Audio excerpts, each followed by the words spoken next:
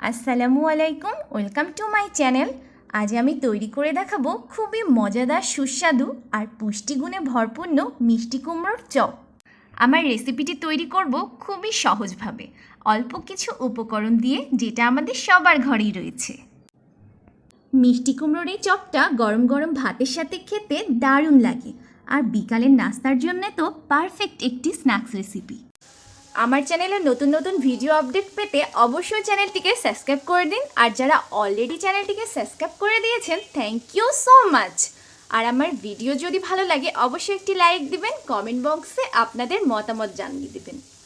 মিষ্টি কুমড়োর এই চপটা খেতে খুবই টেস্টি, আর এটা আপনারা রমজান মাসে ইফতারিতে তৈরি করতে পারেন ঝটপট। বাসায় গেস্ট বসিয়ে রেখে এই রেসিপিটি আপনারা খুব তাড়াতাড়ি তৈরি করে ফেলতে পারেন। মিষ্টি কুমড়োর চপ তৈরি করার জন্য আমি এখানে একটি বোলে মিষ্টি কুমড়োকে গ্রেট করে নিয়েছি।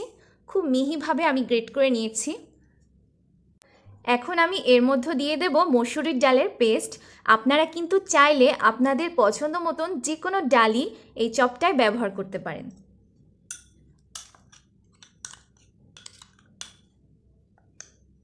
এরপর দিয়ে দিচ্ছি দুটো বড় পেঁয়াজ কুচি, দিয়ে দিচ্ছি কাঁচামরিচ কুচি। ঝালটা কিন্তু আপনাদের পছন্দ অনুযায়ী বাড়িয়ে কমিয়ে নেবেন, আর বাসায় যদি বাচ্চারা থাকে তাহলে অবশ্যই ঝালটা একটু কম দেওয়ার চেষ্টা করবেন। দিয়ে দিচ্ছি গরম মশলা পাউডার আধা টেবিল চামচ, স্বাদ অনুযায়ী লবণ, হলুদ পাউডার আধা টেবিল চামচ। এখানে আমি 2 টেবিল চামচ চালের গুঁড়ো ব্যবহার করব বাইন্ডিংয়ের জন্য।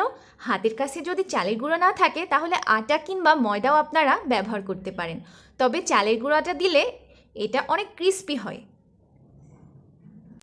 এখন আমি সবগুলো উপকরণ খুব ভালোভাবে মিক্স করে নেব। এখানে আমার এক্সট্রা কোনো পানি ব্যবহার করার প্রয়োজন হচ্ছে না।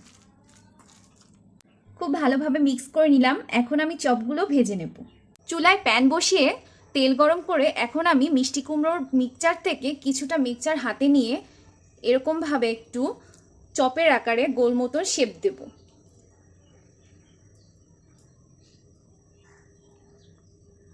এবার আমি আস্তে করে ছেড়ে দিচ্ছি তেলে।